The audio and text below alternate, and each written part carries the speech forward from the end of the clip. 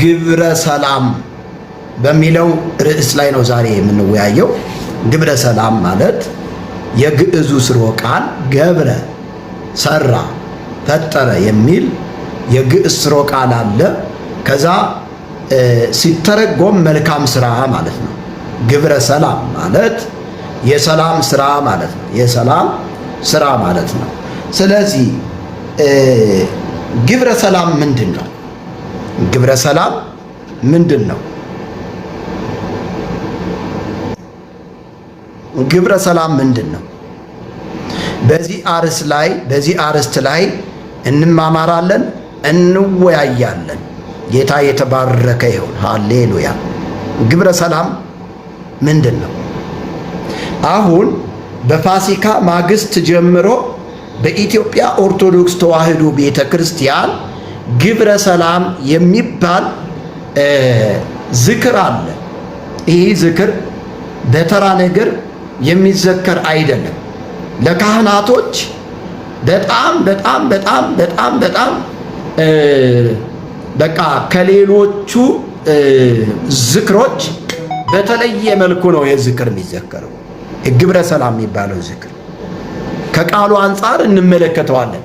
የሰላም ስራ ወይም ደግሞ መልካም ስራ በሚለው ሐሳብ ላይ የእግዚአብሔር ቃል ምንድን ነው የሚያስተምረን የሚለውን በደንብ መመልከት ያስፈልገናል ማለት ነው።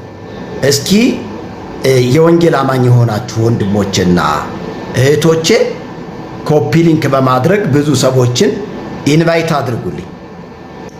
ኢንቫይት አድርጉልኝ፣ ብዙ ሰዎችን አስገቡልኝ።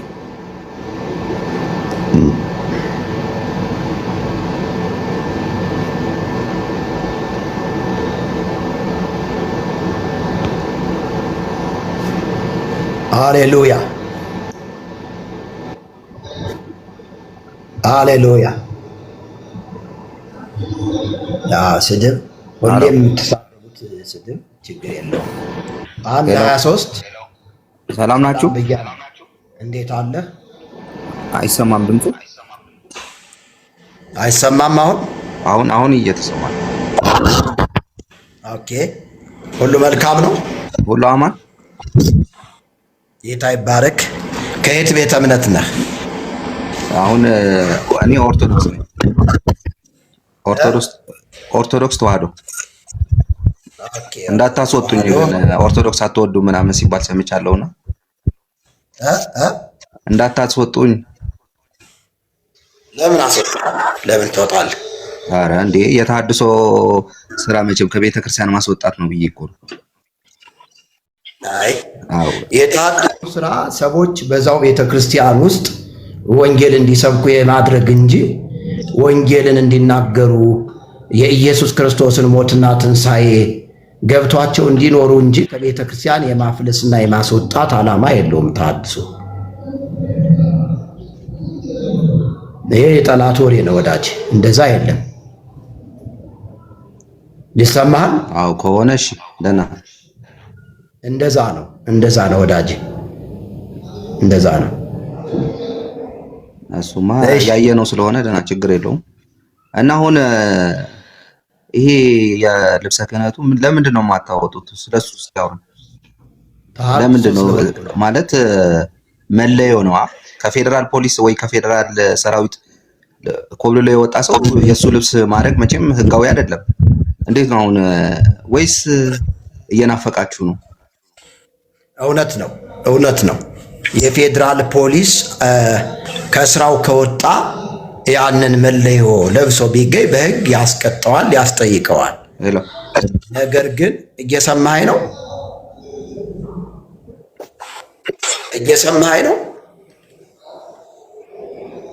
ይሰማሃል ወዳጅ?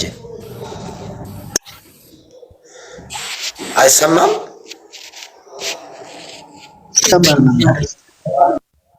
ምን እያደረገ ነው ሰውየው?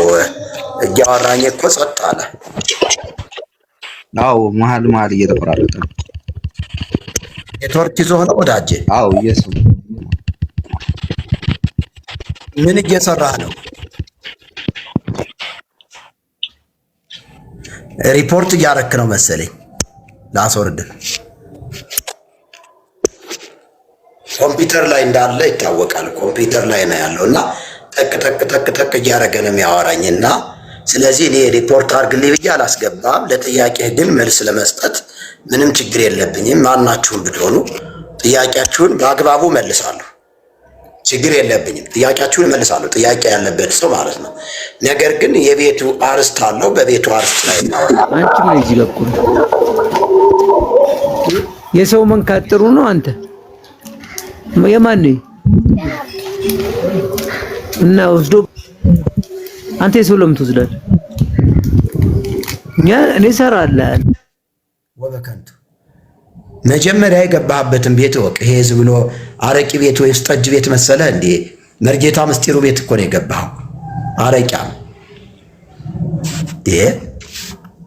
መጀመሪያ እዛ የምስትህን ጣጣ ጨርስ። ከዛ በኋላ እኔ ጋ ግባ። እኔ ጋ መግባት የምትፈልጉ በአግባቡ ማውራት የምትፈልጉ አንዳንድ ቁጥርን አሳዩኝ። በአግባቡ ቃለ እግዚአብሔርን መማማር የምትፈልጉና ጥያቄ ያለባችሁ ሰዎች ብቻ አንዳንድ ጻፉ። የምትወዱኝ ሁለት ቁጥርን ጻፉ። የምትወዱኝ ሁለት ቁጥርን ጻፉ። የምትወዱኝ ሁለት ቁጥርን ጻፉ። የምትጠሉኝ ደግሞ ሰባት ቁጥርን ሰባት ተውት፣ የፍጹምነት ስለሆነ የምትጠሉኝ 4 ቁጥር ጻፉ። የምትጠሉኝ 4 ቁጥር፣ የምትወዱኝ ደግሞ 2 ቁጥር ጻፉ። የምትወዱኝ 2 ቁጥር ጻፉ። 4 የምትጠሉኝ 4 መማር የምትፈልጉ 7 መማር የምትፈልጉ 7 የጥላቻው 7 መማር የሚፈልግ እግዚአብሔር ይባርክልኝ። የምትወዱኝ 2 ቁጥርን ጻፉ። መማር የምትፈልጉ 7 ጻፉ። የምትጠሉኝ 4 ጻፉ።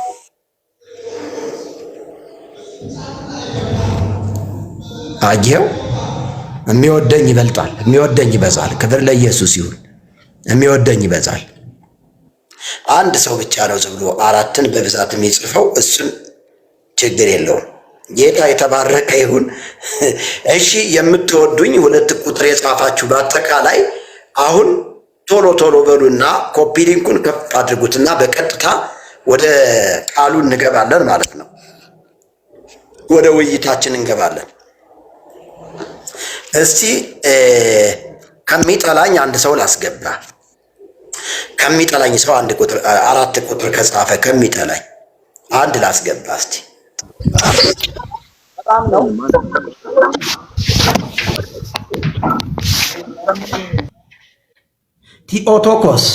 ቲኦቶኮስ ይሰማል። ሰላም ነው። ሰላም። አንተ የምትጠላኝ ሰው ነህ አይደለ? እኔ ለብረው ሰውን የምጠላው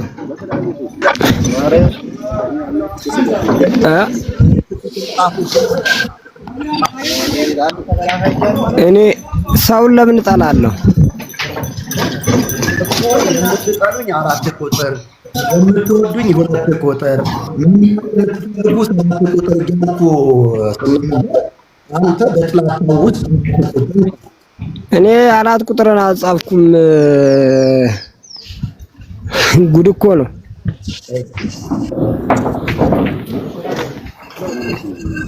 አረ ድምጻችሁ አይሰማም። እኔ ይሰማል፣ ሌሎቻችሁ አይሰማም። ወንጌል ያሸንፋል። አይሰማም? አይሰማም? አንተ ጫጫታ ቦታ ነህ። አሁን አንተ ጫጫታ ቦታ ነህ። ድምፁን አስተካክልና ታወራለህ። አላስወርድህም። እሺ፣ የሚጠሉኝ ሰዎች ምንኛ በዙ አለ ዳዊት። የሚጠሉኝ ሰዎች ምንኛ በዙ አለ እና እውነት ስለያዝኩ ነው የጠላችሁኝ። እናንተ እውነት ስለያዝኩ ነው የጠላችሁኝ። እናንተ የጠላችሁኝ እውነት ስለያዝኩኝ ነው። ይሰማል? እስቲ ወገኖቼ ይሰማል?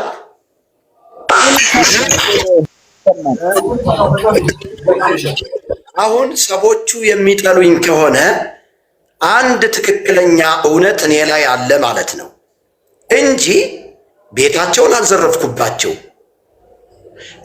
የነሱ የሆነን ነገር አልነካውባቸው። በምንድን ነው ሊጠሉኝ የሚችሉት? መጽሐፍ እንደሚል ወንድሙን የሚጠላ ነፍሰ ገዳይ ነው ይላል። ነፍሰ ገዳይ ነው ይላል። እኔን በጠላኝ ቁጥር ነፍስን እየገደልክ ነው እያለ ነው ቃሉ። ስለዚህ ወንድሜ በምን ምክንያት ነው እኔን የጠላኝ?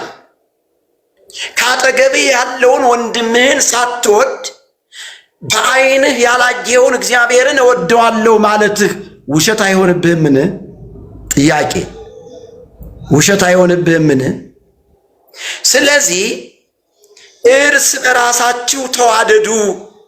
በወንጌል የተማራችኋት ዋናዋ ሕግ ይቺ ነች። እርስ በራሳችሁ ተዋደዱ ነው የሚለው መጽሐፍ ቅዱስ። እርስ በራሳችን እንድንዋደድ እንጂ እንድንጣላ እንድንጥላላ የእግዚአብሔር ቃል አያስተምረንም።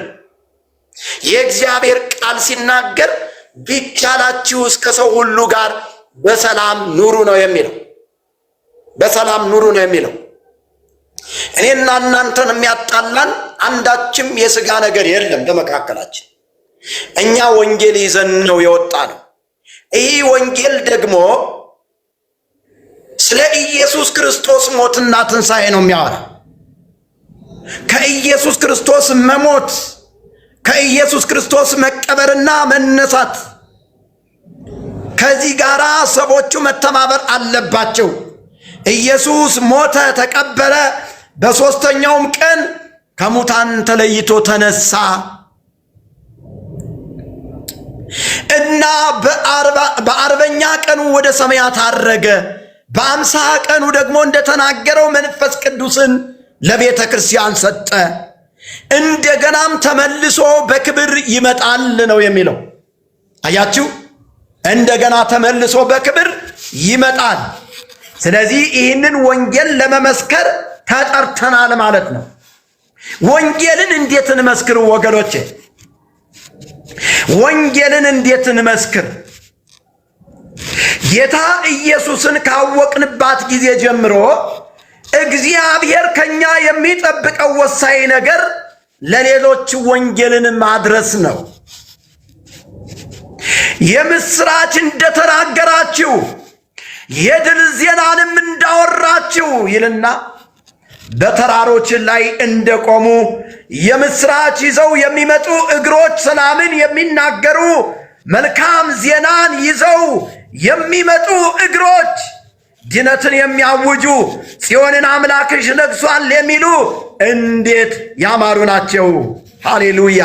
ይሄንን ነው የእግዚአብሔር ቃል የሚያስተምረን። ኤግዛክትሊ ወንጌል ማለት ይህ ነው ወገኖቼ። ወንጌል ማለት ይህ ነው። ወንጌል ማለት ይህ ነው። እኛ ይህንን እውነት እንድንናገር ተጠርተናል። ካልተላኩስ እንዴት መስበክ ይቻላል የሚሉ አንዳንድ ሰዎች አሉ። ሁላችንም ቸርችን ለመትከል አልተላክን ሊሆን ይችላል ወገኖቼ ሆይ፣ ጌታ ወንጌልን ለመስበክ ልኮናል። ጌታ እኔና እናንተን ወንጌልን ለመስበክ ምን ብሎናል? ልኮናል። በቃሉ ይህንን ነው የተማርነው ወገኖቼ ሆይ። ወንጌልን የምንሰብከው ምስክሮች መሆናችንን በመረዳታችን ብቻና ብቻ ነው። ወንጌልን የምንናገረው ምስክሮች መሆናችንን ስለተረዳን ነው ወገኖቼ ሆይ። አንድ ምሳሌ ልነግራችሁ ወደድኩኝ። ለምሳሌ አንድ ሰው ፍርድ ቤት ለምስክርነት ሲጠራ በወቅቱ በተፈጠረው ጉዳይ ላይ ከሳሹ ለምስክርነት ሲያቀርበው ዳኛው የሚጠይቀው አንድ ነገር አለ። ምን ብሎ ነው የሚጠይቀው? እዛ አካባቢ ነበርክን ብሎ ይጠይቀዋል። የተፈጠረው ነገር በዓይን አይተሃልን ብሎ ይጠይቀዋል። አላየሁም ብሎ ካለ ሰምተሃልን ብሎ ይጠይቀዋል። አልሰማሁም ካለ ታዲያ ለምን መጣህ? ወደ ቤትህ ተመለስ ነው የሚለው። ለምን መጣህ? ወደ ቤትህ ተመለስ ነው የሚለው። አንድ ሰው ያላየውን እንዴት ሊመሰክር ይችላል? እንዴት ሊመሰክር ይችላል? እኛ ግን ዮሐንስ እንደተናገረው ስለ ሕይወት ቃል ከመጀመሪያው የነበረውና የሰማነውን በዓይኖቻችንም ያየነውን የተመለከትነውን እጆቻችንም የዳሰሱትን እናወራለን። ከዛሳ ሕይወትም ተገለጠ፣ አይተንማል፣ እንመሰክርማለን። ከአብ ዘንድ የነበረውንም ለእኛም የተገለጠውን ሕይወት እናወራላችኋለን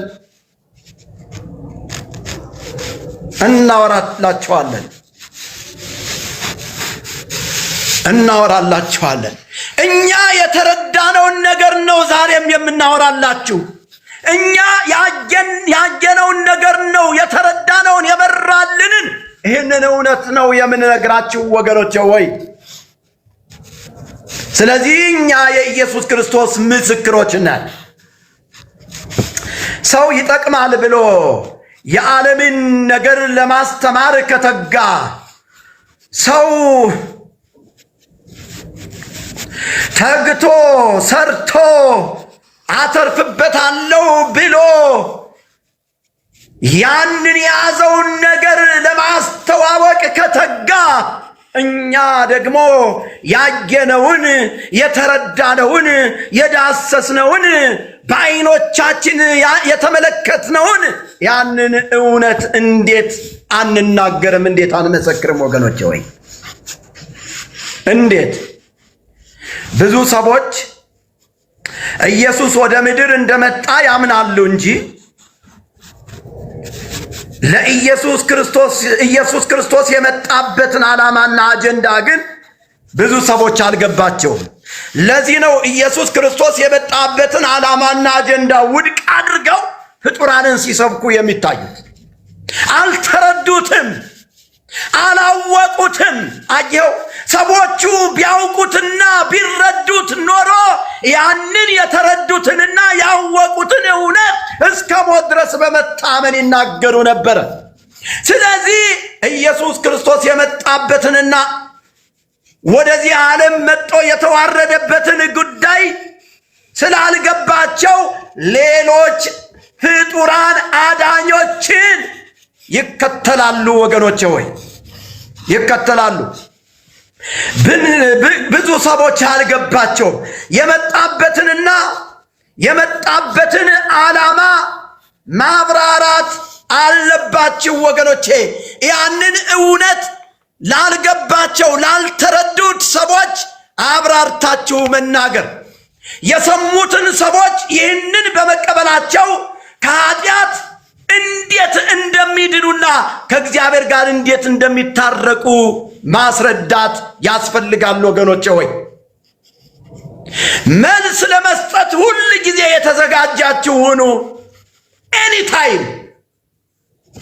ምክንያቱም ሰዎችን የምንነግራቸው ወንጌል ነው። ይህንን ወንጌል ለመናገር ደግሞ መዘጋጀት ያስፈልጋል ማለት ነው። ወንጌልን ለመቀበል ልባቸው ሊከፈት ይገባል። ወገኖቼ ሆይ በመንፈስ ቅዱስ ላይ አትኩሮት አድርጎ መጸለይ ያስፈልጋል። ከመንፈስ ቅዱስ ጋር ያለን ህብረት ጠንካራ ሊሆን ይገባል። ወንጌልን እንዴት እንመስክር ነው መባል ያለበት። እንዴት እንናገር? ወንጌልን እንዴት እንመስክር? how to preach the gospel። ወንጌልን እንዴት እንመስክር? ወሳኝ ርዕሰ ጉዳይ ነው ወገኖቼ ሆይ፣ ወሳኝ ርዕሰ ጉዳይ። ዛሬ ግብረ ሰላም ብለን፣ የሰላም ስራ ብለን፣ የመልካም ስራ ብለን በሬ አርደን በግ አርደን ብዙ ሳጥን ቢራዎችን አምጥተን ብናጠጣ ብናበላ ይህ ምድር ላይ የሚቀር ነው ወገኖቼ ሆይ። ይህ ምድራዊ ስጋዊ ሐሳብ ነው ወገኖቼ ሆይ። ወንጌልን መመስከር አለብን። ኢየሱስ የሞተበትንና በሞቱ ደግሞ ሕይወትን እንዴት እንደሰጠን ያንን ነው ለሰዎች መናገርና መመስከር ያለብን። እያንዳንዱ ክርስቲያን ኃላፊነትና ግዴታ አለበት ይህን ለመናገር። ለአማኞች የተሰጠው አንዱና ዋናው ኃላፊነት ፍጥረትን በወንጌል መድረስ ነው ወገኖቼ። ፍጥረትን በወንጌል መድረስ ነው። ጌታ ኢየሱስን ካወቅንባት ጊዜ ጀምሮ እግዚአብሔር ከኛ የሚጠብቀው አንድ ነገር ለሌሎች ወንጌልን እንድንደርስ ይፈልጋል። ያንተ ያንቺ የሁላችንም ኃላፊነት አንተ በወንጌል ያመንክ አንቺ በወንጌል ያመንሽ እህቴ ኃላፊነትሽ ወንጌልን መመስከር ይሆናል ማለት ነው። አንዳንድ ሰዎች አሉ ጠበቃ ሆነው የሚነሱ። እስኪ ወገኖቼ አሁን እየሰማችሁ ያላችሁ ካጠገባችሁ ያለ ሰው ቢኖር እንደዚህ በሉት፣ ጠበቃ አትሁን ወንጌልን መስክር ብላችሁ ንገሩልኝ ባካችሁ። ጠበቃ አይደለም መልእክተኛ ነህ ብለህ ንገርልኝ ወዳጄ፣ ንገሪልኝ እህቴ። አንድ አገልጋይ ወንጌልን ስለመስበክ ስለመዘመር ወጥቼ ወንጌልን መመስከር አይጠበቅብኝም ሊል ይችላል። አንዳንድ የሙሉ ጊዜ አገልጋይ የሆኑ ሰዎች ወንጌልን ወጣው መመስከር በጣም እንትን የሚመስላቸው ሰዎች አሉ። ስህተት የሚመስላቸው ሰዎች አሉ። አይደለም፣ እሱ አይደለም ወገኖቼ ሆይ አይደለም። ጳውሎስ ብዙ መልእክቶችን በመጻፍና ብዙ ቤተክርስቲያናትን በመትከል ይታወቃል። ነገር ግን ወንጌልን ባልሰብክ ወየውልኝ ነው ያለው። ወየውልኝ ወንጌልን ምን ባልሰብክ። ሃሌሉያ! ወንጌልን ባልሰብክ ምን አለ? ወየውልኝ። ተመልከተው፣ ታላቅ ሐዋርያ እኮ ነው ጳውሎስ። ስለዚህ በቸርች ውስጥ በተለያየ አገልግሎቶች ውስጥ ልንሆን እንችላለን ወገኖች ሆይ፣ ነገር ግን ወንጌልን ካልሰበክን ወየውልን። ጳውሎስ እንደተናገረው ወየውልን። ወየውልን የሚለው ነገር ያስደስታል እንዴ ወገኖቼ? ወየውልን የሚለው ነገር አያስደስትም።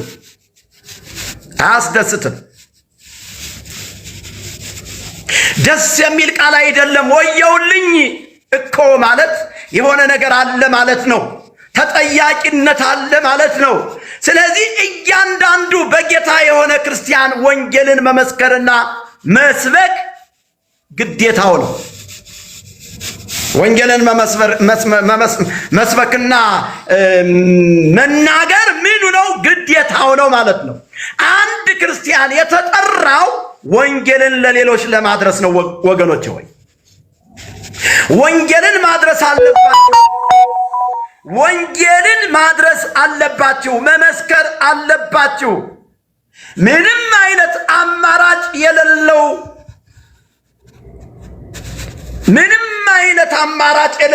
ግዴታ ነው ይሄ።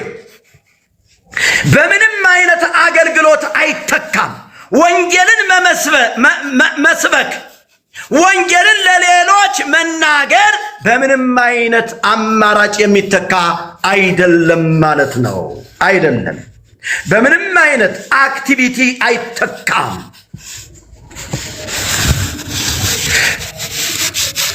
ስጸልይ ነው ወንጌልን ያላደረስኩትኝ። ስዘምር ነው ወንጌልን ያልሰበኩትኝ። በቸርች ውስጥ ልዩ የሆኑ አገልግሎቶች ስላሉኝ ጊዜ በማጣቴ ነው ወንጌልን ያልመሰከርኩትኝ።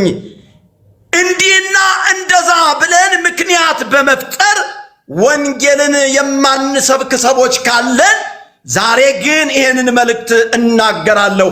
ወንጌልን ለመስበክ ተጠርታችኋል። ወንጌልን ለመስበክ ተጠርታችኋል። መጽሐፍ ቅዱስ እንደዚህ ነው የሚለው፣ ሂዱ ጎ። የት ነው የምንሄደው ማለት አለብን። ወዴት ነው የምንሄደው ማለት አለብን ወገኖቼ ሆይ። ዓለም ሲል ወደ ዓለም ሁሉ ሂዱ ሲል አንዳንድ ሰዎች ኒውዮርክ ነው የምንሄደው ሊሉ ይችላሉ። አሜሪካን ነው የምንሄደው ወይስ ደግሞ ስዊድን ወይ አውስትራሊያ ወይም ደግሞ ካናዳ አይደለም። ወደ ዓለም ሁሉ ሂዱ ሂዱ። እንደዚህ ወደ ዓለም ሁሉ ሂዱ ሲባል ካናዳ ለሚመስላችሁ፣ አውስትራሊያ አሜሪካን ለሚመስላችሁ አይደለም። በአራት ነጥብ እነዚህ ነገሮችን ስላልሄድኩኝ ነው ወንጌልን ያላደረስኩት ልትሉ ትችላላችሁ። አይደለም። በአራት ነጥብ አይደለም። አይደለም። አንዳንድ ሰዎች ይሄንን ሐሳብ ያነሳሉ፣ ግን ይሄ አይደለም። ዓለም ማለት አንተ በምትኖርበት ወንጌል ያልደረሰው ሰው እሱ ወንጌልን እንዲሰማ ነው ዓለም ብሎ ያስቀመጠው መድኃኒታችን ኢየሱስ ክርስቶስ። ለምሳሌ አንተ የመንግስት መስሪያ ቤት የምትሰራ ከሆነ በዛ ኦፊስ ውስጥ በዓለም ተጠምዶ ያለ ሰው አለ። በኃጢአት ተጨማልቆ ያለ ሰው አለ። ወንጌል ያልበራለት ሰው አለ። ስለዚህ ያንን ሰው ወንጌል ልትመሰክርለት ይገባል። መሄድ የፈለግከው አሜሪካን፣ አውሮፓን፣ ካናዳ፣ አውስትራሊያ መሄድ የፈለግከው ሆድክን ለመሙላት ነው እንጂ ወንጌልን ለመስበክ አይደለም። እንግዲያውስ ንገረኝ ካልክ ጌታም ይህንን ያውቃል፣ አንተም ታውቃለህ። እነዚህ ነገሮች ሄደህ ወንጌል እንደምትሰብክ ወንጌልን እንደምትሰራ ወይም ደግሞ ለምን ዓላማ እንደሄድክ ራሱ እግዚአብሔር ያውቀዋል። ጌታ ባስቀመጠህ ስፍራ ተቀመጥ፣ ወንጌልን ለሰዎች ተናገር። ስለዚህ ዓለም ማለት አንተ ያለህበት አካባቢ ነው። በደንብ ጆሮህን ኮርኩር አዳምጠኝ ወንድሜ፣ ይጠቅማል። የእግዚአብሔርን ቃል ነው እያስተማርኩ ያለሁት። በደንብ አዳምጥ፣ ዝም ብለህ በደንብ አዳምጥ። ዓለም ማለት አንተ ያለህበት አካባቢ ነው። ያንተ ዓለም ከቤትህ ነው የሚጀምረው። እያዳመጥከኝ ነው? ያንተ ዓለም የሚጀምረው ከየት ነው? ከቤትህ ነው የሚጀምረው። ያንተ ዓለም የሚጀምረው ከጎረቤትህ ነው። ያንተ ዓለም የምትሰራበት ኦፊስ ነው። ያንተ ዓለም ያንተ ጓደኞች ናቸው። አካባቢ ላይ ያሉ ሰዎች እነሱን አንተ ብቻ ነህ የምትደርሳቸው። ማርቆስ ምዕራፍ 16 ቁጥር 19 እንደዚህ ይላል። ጌታ ኢየሱስ ይህንን ከነገራቸው በኋላ ወደ ሰማያት አረገ ይላል። ይህንን ከነገራቸው የትኛውን? ወደ ዓለም ሁሉ ሂዱ፣ ወንጌልንም ለፍጥረት ስበኩ፣ ያመነ የተጠመቀም ይድናል፣ ያመኑትም እነዚህ ምልክቶች ይከተሏቸዋል። ያወጣሉ፣ በአዲስ ቋንቋ ይናገራሉ፣ የሚገድል ነገር ቢጠጡ እንኳን አይጎዳቸውም። ይሄንን ከነገራቸው በኋላ ወደ ሰማይ አረገ፣ በእግዚአብሔር ቀኝም ተቀመጠ ይላል። ክብርና ምስጋና አምልኮትና ጌትነት ከምድር እስከ አርያም ድረስ ለእርሱ ብቻ ይሁን። ስለዚህ ወገኖቼ ሆይ አሁን ግብረ ሰላም እያልን በሬ እያረድን ሙክት እያረድን ለቄሶች የምናበላው እሱ ወንጌል አይደለም። ወንጌል አይደለም ወገኖቼ። ዶሮን ሲያታልሏት በመጫኛ ጣሏት አለ ያገሬ ሰው።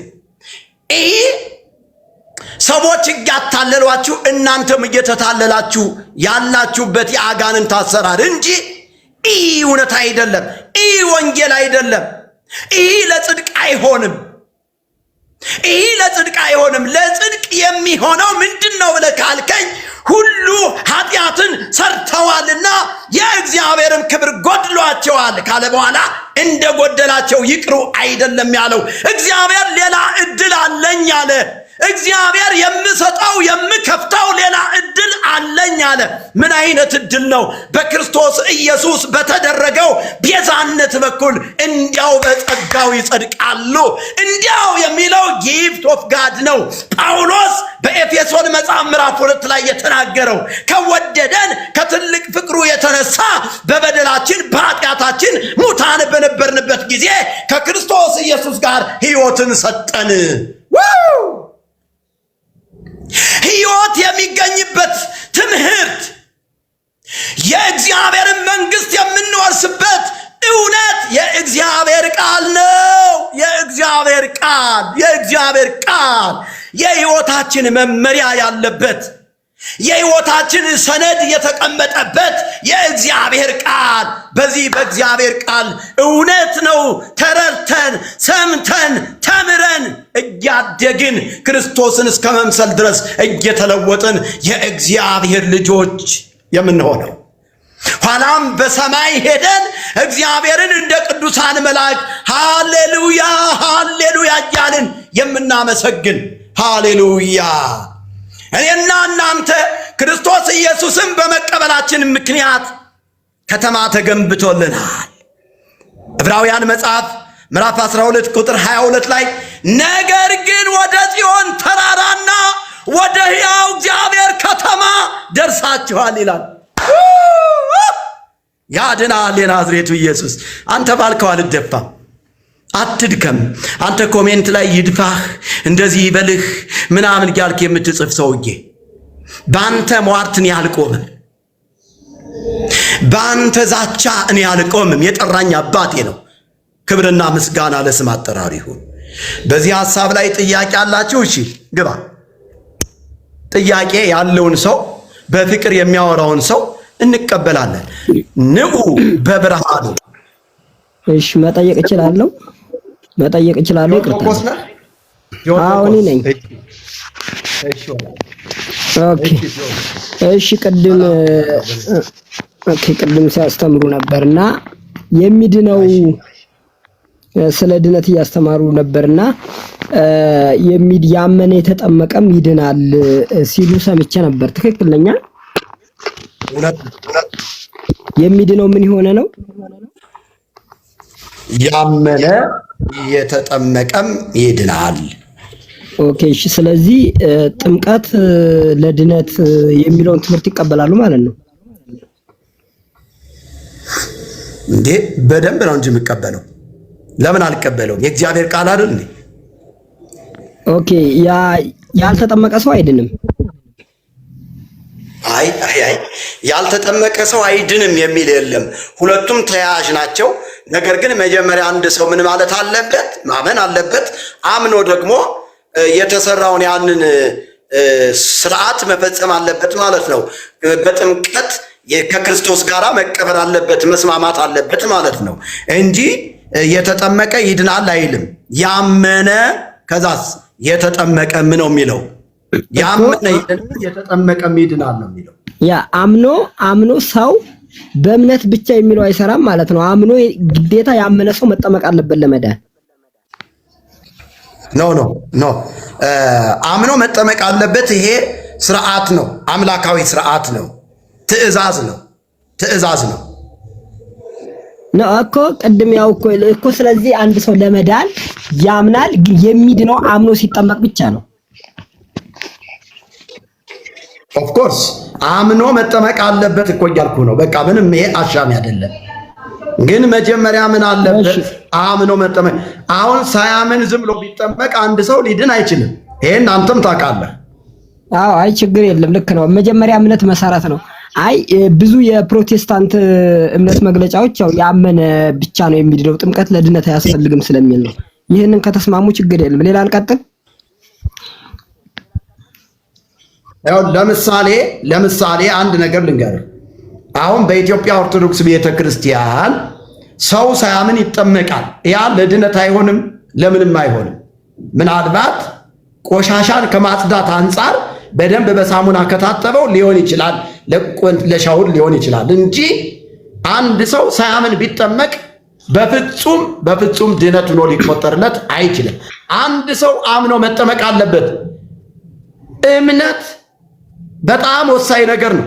ጳውሎስ ሲናገር ስለ እምነት ጸጋው በእምነት አድኗቸዋል ነው የሚለው እንጂ በጥምቀት አድኗቸዋል አይልም። ጥምቀት ስርዓት ነው። ክርስቶስ የሰራው ስርዓት ነው። ስለዚህ ስርዓቱ መፈጸም አለበት። ያ ምንድን መሰለህ? አርማ ማለት ነው፣ መገለጫ ማለት ነው። አንድ ሰው ክርስቲያን ሲሆን የሚያደርገው አርማ ነው ወይም ደግሞ ስርዓት ነው፣ የሚፈጽመው ስርዓት ነው እንጂ ሰው ካመነ ምንም ችግር የለውም። እምነቱ ጽድቅ ሆኖ ይቆጠርለታል። ለምሳሌ መጽሐፍ ቅዱስ በሉቃስ ወንጌል ምዕራፍ 23 ቁጥር 42 ላይ ገብተህ ስታነብ እንደዚህ የሚል ቃል ታገኛለህ። ኢየሱስንም ጌታ ሆይ በመንግሥትህ በመጣህ ጊዜ አስበኝ አለው። ኢየሱስም እውነት እልሃለሁ ዛሬ ከኔ ጋር በገነት ትኖራለህ አለው ይላል። ይህ ቀማኛ የሆነ ሰው በኢየሱስ ክርስቶስ በማመኑ ዛሬ በገነት ከኔ ጋር ትሆናለህ ተብሏል። ተጠምቆ ነው ይሄ ሰውዬ ዛሬ በገነት የተባለው? ተጠምቆ ነው? አይደለም። ሰውየው ቀማኛ ነው፣ ወንበዴ ነው። ነገር ግን የኢየሱስ ክርስቶስን የመስቀል ሥራ በማመኑ ድነት ሆኖ ተቆጥሮለታል፣ ወደ ገነት ገብቷል እያለን ያለ። ስለዚህ እኔ እውነቴን ነው። አንዳንድ ሰዎች ቃሉን የምታጣምሙ ሰዎች እኔ ምን አይነት መንፈስ እንደሆነ አሁን ደግሞ አፈረሱት። ስለዚህ ነው መተርጎም ያለብን ወገኖች። ኦኬ ችግር የለውም። እሺ ስለዚህ ያመነ ብቻ ነው የሚድነው እያሉ ነው። ጥምቀት ለድነት አያስፈልግም ማለቶት ነው? እኔ አልወጣኝም፣ እንደዚህ አላልኩም። የእግዚአብሔር ሰው እኔ እንደዛ አላልኩም። እሺ አይ አንድ በቃ አረጋግጡልኝ። ስለዚህ አያስፈልግም አልልም። ጥምቀት በፍጹም አያስፈልግም አልልም። ጥምቀት ያስፈልጋል፣ አስፈላጊ ነው። በድነት ክርስቶስ ስለሚያስፈልግ ነው የተጠመቀም ብሎ የተናገረው። ስለዚህ አርማ ነው፣ መቀበል አለብን። በጥምቀት መተባበር አለብን። ጥምቀት ደግሞ እንደ ኢትዮጵያ ኦርቶዶክስ በአጀንዳ የሚፈጸም በመረጨት የሚፈጸም አይደለም። የኢትዮጵያ ኦርቶዶክስ ተዋህዶ በመርጨት አይደለም እንትን የምትለው። ስለዚህ ቆይ እዚህ ላይ እንስማማ። ጥምቀት ስለዚህ ለድነት አይደለም። ቆይ በመርጨት እኔ የምናወራው የድነት የምትረጭ እኮ ነች። የኛ ቤተክርስቲያን እኮ ግርግዳ እንኳን ሳይቀር ቤት እንኳን ሳይቀር በጸበል ትረጭ እኮ ነች። ቆይ በኢትዮጵያ ኦርቶዶክስ ተዋህዶ ቤተክርስቲያን ጥምቀት በሶስት ይከፈላል። ችግር የለም። ቆይ በሶስት ስለሚከፈት እኔ አሁን እያወራ ያለሁት ለድነት የሚያገለግለውን ጥምቀት ነው።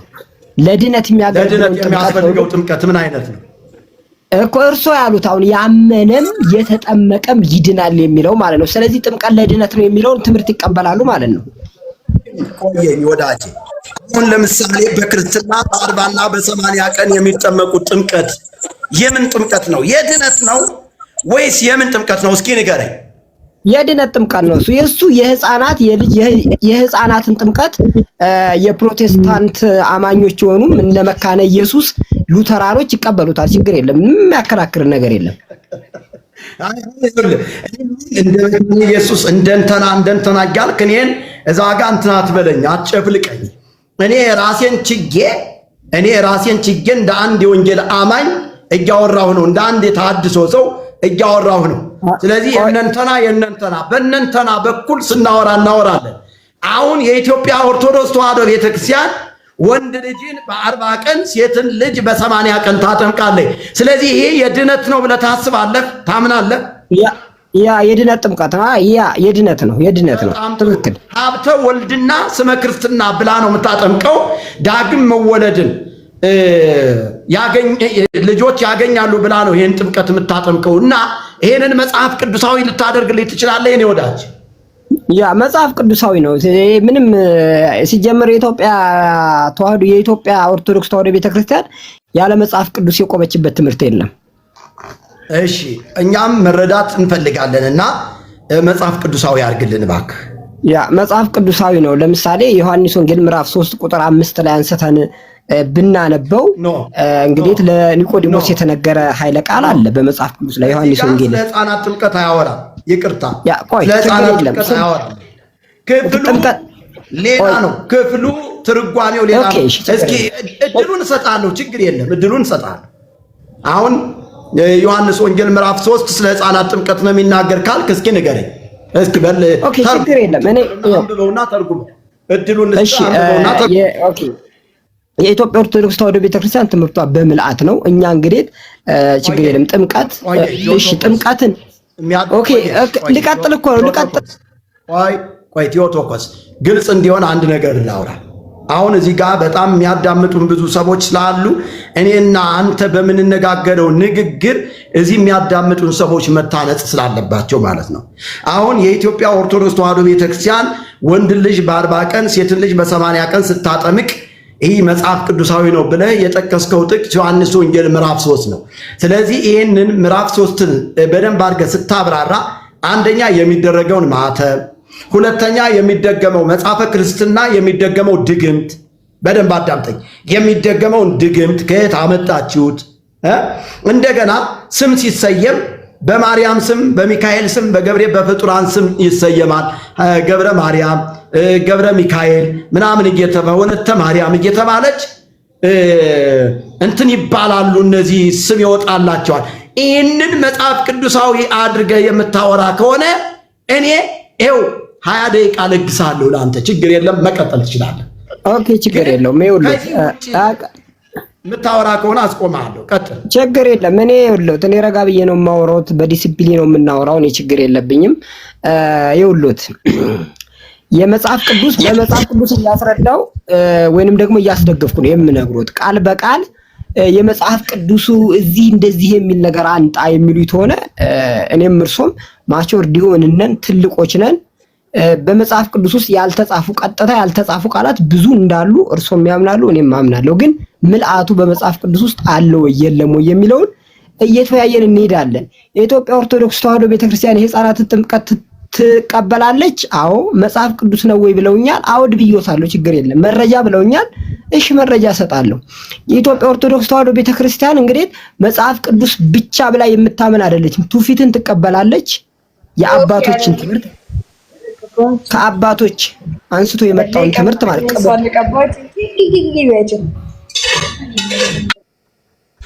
ኦኬ እሺ እና ትውፊትን ትቀበላለች ኦኬ ትውፊትን ትቀበላለች፣ መጽሐፍ ቅዱስን ትቀበላለች። ከዚያን ቀጥሎ ደግሞ የአባቶችን ሽግግር ትቀበላለች። የዚህን የሕፃናትን ትምህርት ከአራተኛ ክፍለ ዘመን ጀምሮ ሁሉም ይቀበለዋል። እንዴት ነው በምልአት የምንራዳ የምንለውን ለምሳሌ ኦሪት ዘፍጥረት ላይ ብንሄድ አንዴ ላስቁምህ። የአባቶች ሽግግር ምንድነው? ትውፊት ምንድነው?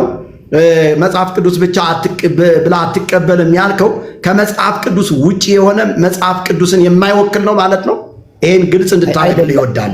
ኦኬ መጽሐፍ ቅዱስን አይወክልም ሳይሆን ቆየ እንደዛ ከሆነ የኢትዮጵያ ኦርቶዶክስ ተዋሕዶ ቤተክርስቲያን ይህ መጽሐፍ ቅዱስ አማኝ ናች ማለት ነው። መጽሐፍ ቅዱስን የማትቀበል ነች ማለት ነው። እንደዛ ብለን ልንወስደው እንችላለን። ለምን ታጣመማላችሁ?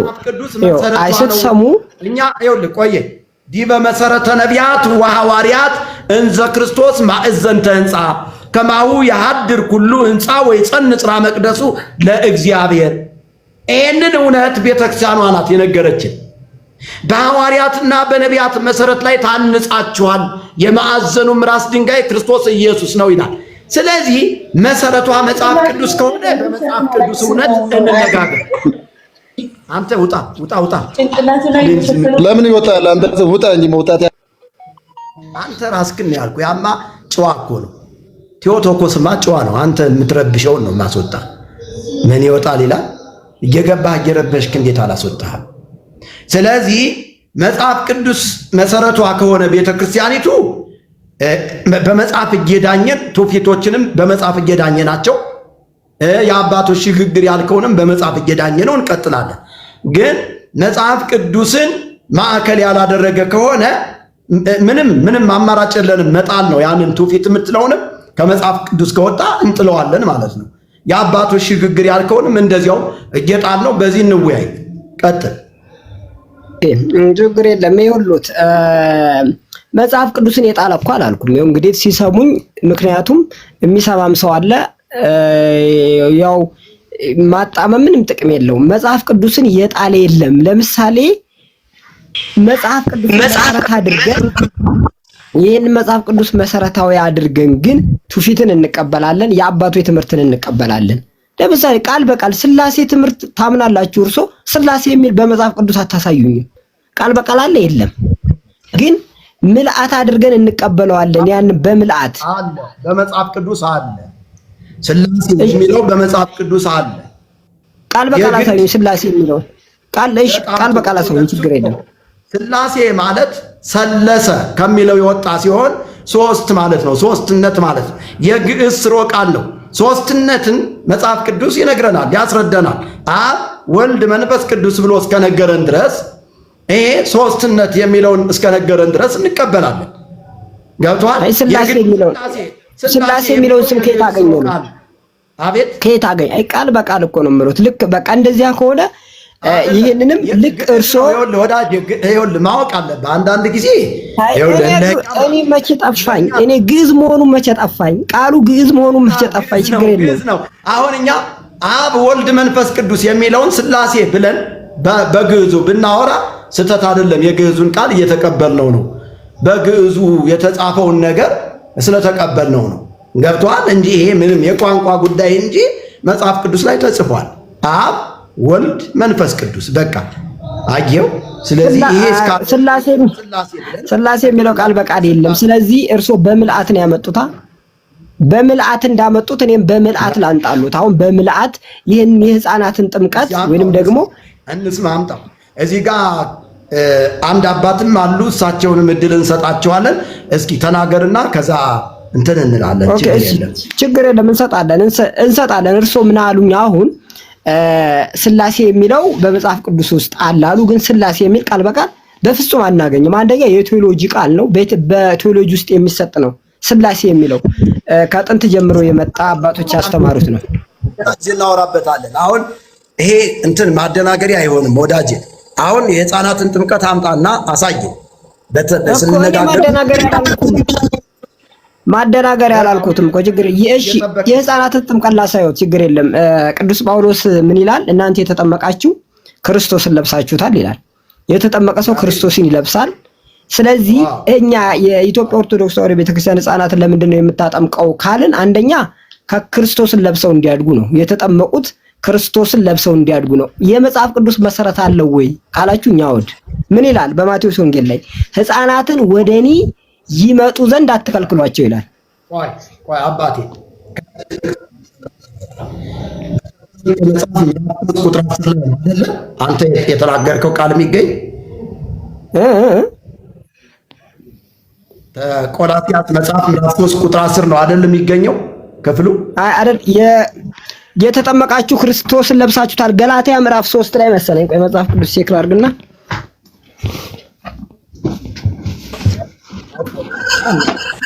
ደግሞ የተፈጠረውን ምሳሌ እንዲመስል ጥምቀትን ለማግኘት የሚታደሰውን አዲሱን ሰው ለብሳችሁታል የሚለው እዛ። አዎ ልክ ነህ። እዛ ላይ ገላትያ አውጣው፣ እሱንና እናወራው። ያ ቆይ እሱን እኮ ያመጣሁት ገላትያ ምዕራፍ 3ን ያመጣሁት ክርስቶስን የተጠመቀ ሰው ክርስቶስን እንደሚለብስ ነው። ህፃናት ደግሞ ክርስቶስን ለብሰው ማደግ አለባቸው ብለን እናምናለን። ለምን? ህፃናት ናቸው። ክርስቶስን ከመልበስ የሚከለክላቸው ነገር ስለሌለ ይህንን አስዬ በማቴዎስ ወንጌል ላይ ምዕራፍ 18 ላይ ምን ይላል? ህፃናትን ወደኔ ይመጡ ዘንድ አትከልክሏቸው ይላል። ወደ ክርስቶስ ይመጡ ዘንድ ህፃናትን አንከለክላቸውም፣ ክርስቶስን ይለብሱት ዘንድ እኮ። ለጥምቀት ነው እንደዛ ያላቸው እሱ። ይኸውልዎት የጥምቀትን ምልአቱን እኮ እየተረዳን ያለ ነው። ስለዚህ ጥምቀትን የምንስማማት ሆነ ልክ ጳውሎስ እንዳለው ክርስቶስን ለመልበስ ከሆነ ህፃናት ክርስቶስ መልበስ የለባቸው ብለው ነው የሚያምኑት። እርሶም ምን ይሄን እንደማያምኑ አውቃለሁ፣ እርግጠኛ መልበስ አለባቸው። እዚህ አይደለም የሚያወራው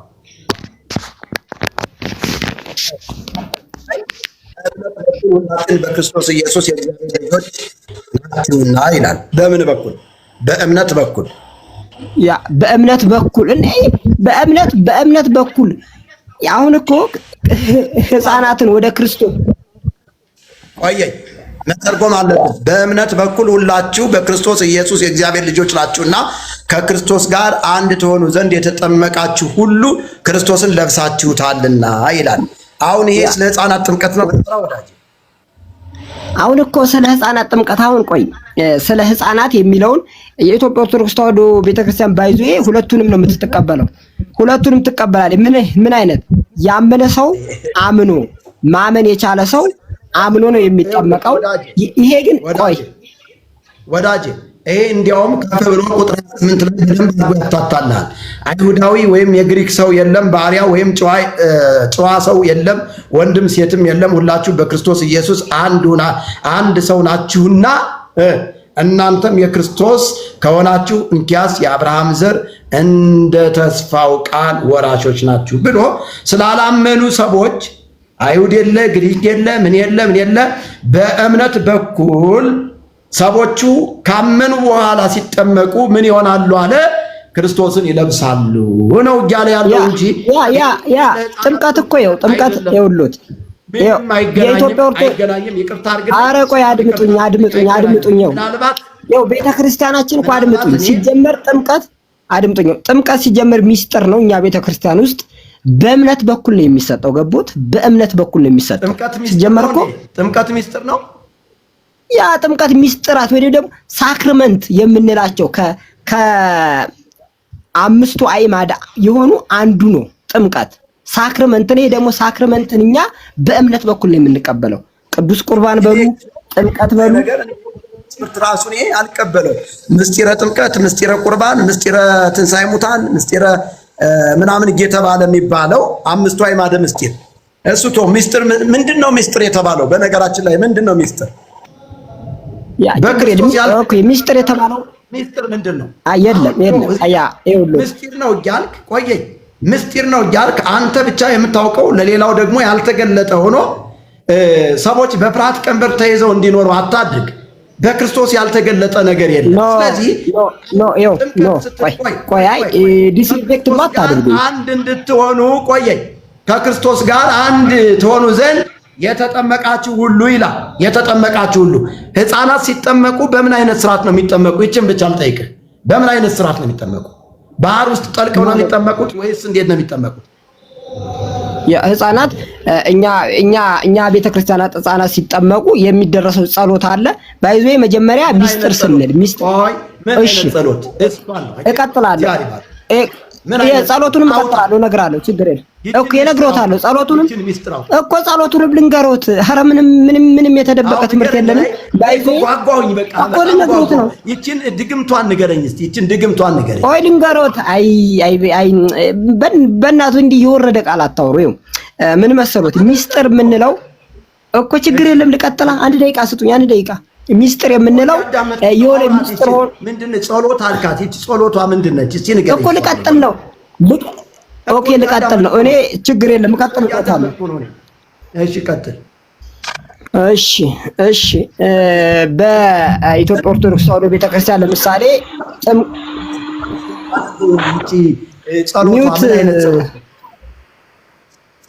ጸሎቱ እኮ ልቀጥል ነው። ሰጡኝ፣ እድል ሰጡኝ። ልቀጥል።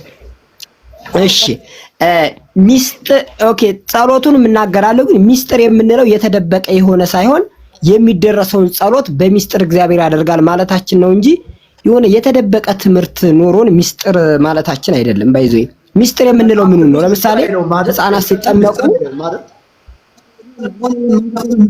ሚስጥር ጥምቀት የሚለው መጽሐፍ ቅዱሳዊ አይደለም። መጽሐፍ ቅዱሳዊ አይደለም። ቆይ እኮ ሚስጥር ቤተክርስቲያን ሚስጥር የምትለው ለምንድን ነው የሚለውን መረዳት ከፈለጉ አስረዶታለሁ። ግን ምንድን ነው የሚደገመው ብለው እርሶ ያጥላሉትን ልንገር መጽሐፍ ቅዱስ የሚለው በለኝ እንጂ ያ መጽሐፍ ቅዱስ ነው። ሚስጥር ማለት ምን እንደሆነ ልንገሮት ላስረዶት። ሚስጥር ለምንድን ነው ወንድሜ? ያለ መጽሐፍ ቅዱስ ቤተክርስቲያን የለችም። ስለዚህ ሚስጥር የሚለው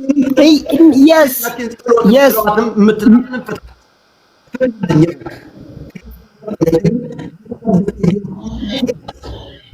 ይቺ ምስጢርንም ፍታት።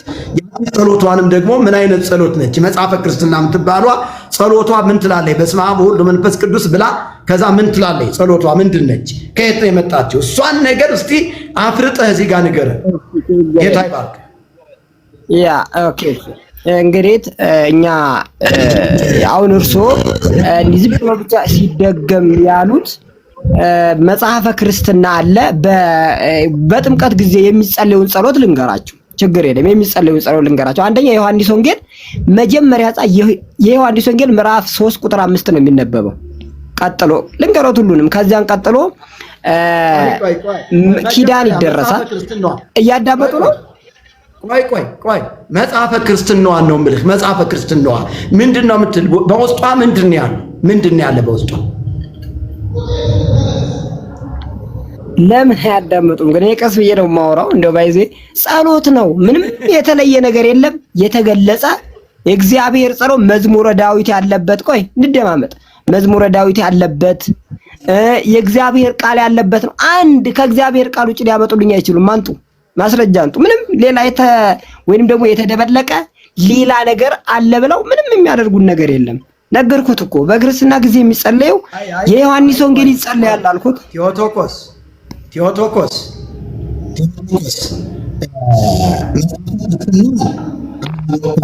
ወቃት እኛን እነግርሃለን። ግን ዮሐንስ ወንጌል ምዕራፍ 3 ይደገማል ያልከው፣ አዎ በድግምት መልኩ በግዕዝ ምናምን እንትን ይባላል ተቀላቅሎ ማለት ነው። ግን መጽሐፈ ክርስትናዋ የምታዘው ትእዛዝ አለ። ሕፃኑን ዘይት ምናምን እየተቀባ ከዛ ሀብተ ወልድና ስመ ክርስትና የእግዚአብሔርን ልጅነት ያገኛል በሚል የምትደገመው አንድ ድግምት ግን አንተ አላወቅካትም። መጽሐፈ ክርስትናዋ ውስጥ ያለ ድግምት አለ፣ በጣም ድግምት አለ እዛ ውስጥ። ያንን ድግምት ካላወቅከው ንገሩኝ አስተምሪ ነው የሚባል። መጽሐፍ ቅዱሳዊ አይደለም እሱ፣ መጽሐፍ ቅዱሳዊ አይደለም። እንደገና አሁን ሴት ከሆነች በ80 ቀኗ ልክ ከተጠመቀች በኋላ ልጅቱ ወለተ ማርያም ልትባል ትችላለች፣ አስካለ ማርያም ልትባል ትችላለች፣ ወለተ አርሴማም ልትባል ትችላለች። እንደቀኑ በአርሴማ ቀን ብትወለድ ወለተ አርሴማ ነው የምትባለው። እንዲያውም አሁን አርሴማን በጣም ብዙ ሰው እየተቀበላት ስለሆነ ቀኑም ባይሆንም በመድኃኔዓለም ቀን አንድ ሴት ልጅ ብትወለድ ወለተ አርሴማ ነው የምትባለው። ወለተ ማርያም ወይ ምናምን ይሄ አሁን ቆይ ችግር ያለው አሁን ወለተ አርሴማ ወለተ ማርያም ወለተ የሚለው ላይ ነው ችግር ያለበት። ይሄ እኮ ምንም ችግር መጽሐፍ ቅዱሳዊ እንደሆነ ራሱ ሰጦታል። መጽሐፍ ቅዱሳዊ አይደለም። ለምን ነው ችግር ያለው? ችግር አለው። መጽሐፍ ቅዱሳዊ አይደለም። አይ እኔ አላውቀውም በሉ። መጽሐፍ ቅዱሳዊ እንደሆነ እኔ ነግሮታለሁ። ችግር የለም። ይሄ በቅዱሳን ስም መሰየም፣ በማርያም ስም አንድን ሰው ገብረ ማርያም ብሎ በማርያም ስም መሰየም ከየት የመጣ መጽሐፍ ቅዱሳዊ? እኔ ቢሆን እኮ ችግር የለም። እርሷው ድግምት አለ ብለዋልና እስቲ ድግምቱን ንገሩኝ። እኔ እዚሁ ቁጭ ብያለሁ። ድግምት ነው የሚሉትን እስቲ ንገሩኝ። እሱን ነግራለሁ። አንተ ጨርሰሃል? አሁን ንገሩኝ። እኔ ይኸው መጽሐፈ ክርስትና መጽሐፈ ክርስትና ላይ የሚነበብ በክርስትና ጊዜ ወንጌል ይነበባል ብዮታለሁ። የዮሐንስ ወንጌል ምዕራፍ 3 ቁጥር 5 ውጪ የተደበላለቀ ነው የሚነበበው ብለዋል። እስቲ የተደበላለቀውን የዮሐንስ ወንጌል ምዕራፍ 3 ቁጥር 5 ላይ ከዚያ ውጭ የሚነበበውን እስቲ አንጡልኝ። ለምን ወይ ምን እንደው እንግዲህ ቁጭ ብለው እየዋሹ ነው ያሉ ማለት ነው። ከጨረስክ ነው ወደዛ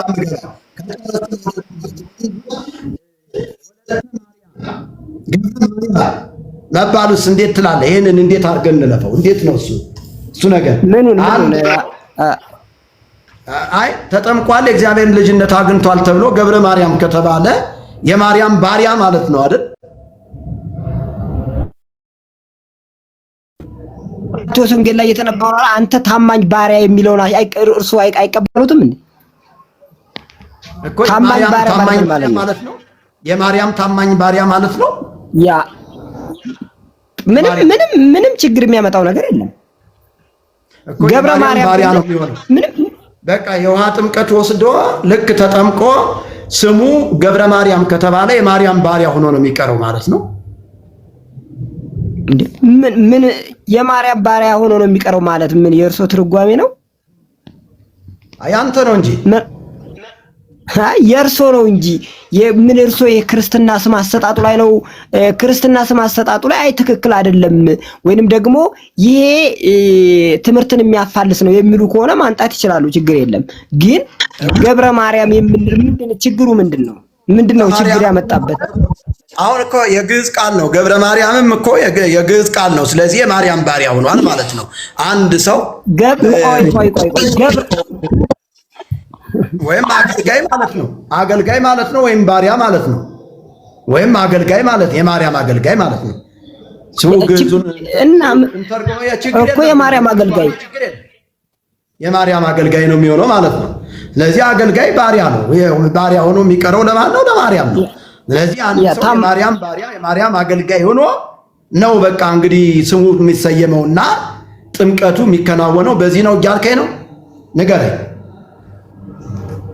ጥምቀቱ የሚከናወነው በዚህ ነው ማለት ምን የሚጠይቁት ራሱ እኮ ምንም የሚገባ ነገር የለም።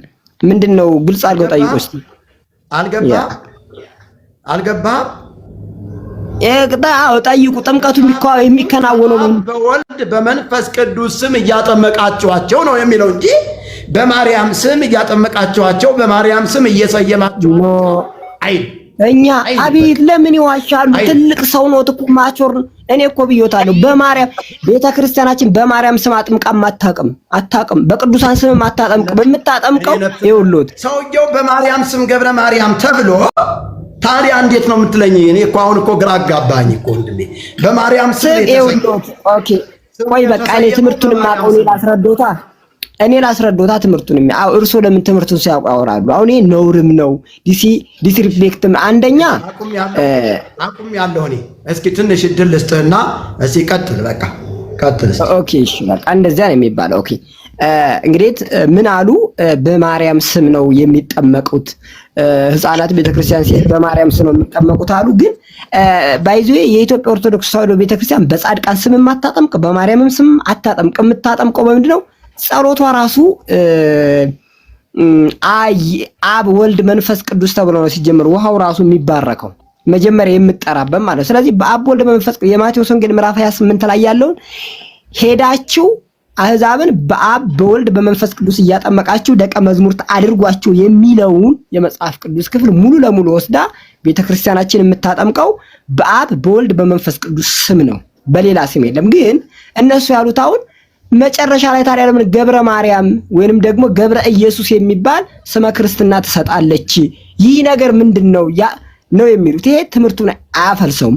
በመጨረሻ ክርስቲያኖች ከዓለማዊ ስም የሚጠሩበት ይልቅ በቅዱሳን መታሰቢያ እንዲሆን ዘንድ በቅዱሳን ስም ትሰይማለች ቤተክርስቲያን ትሰይማለች። ስም ተሰጥተው ቅዱስ ሰይሙላቸው ይላል ማስረጃ አልቆት ይኸውልዎት መጽሐፍ ቅዱስ ሰይሙላቸው። አሁን ኦኬ መጽሐፍ ቅዱስ ምን ይላል?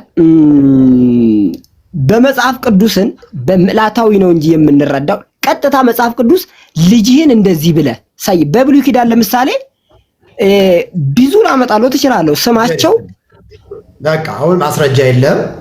ትክክል። አሁን ጥሩ መጣል። ጥሩ ነው። እግዚአብሔር ይባርክ።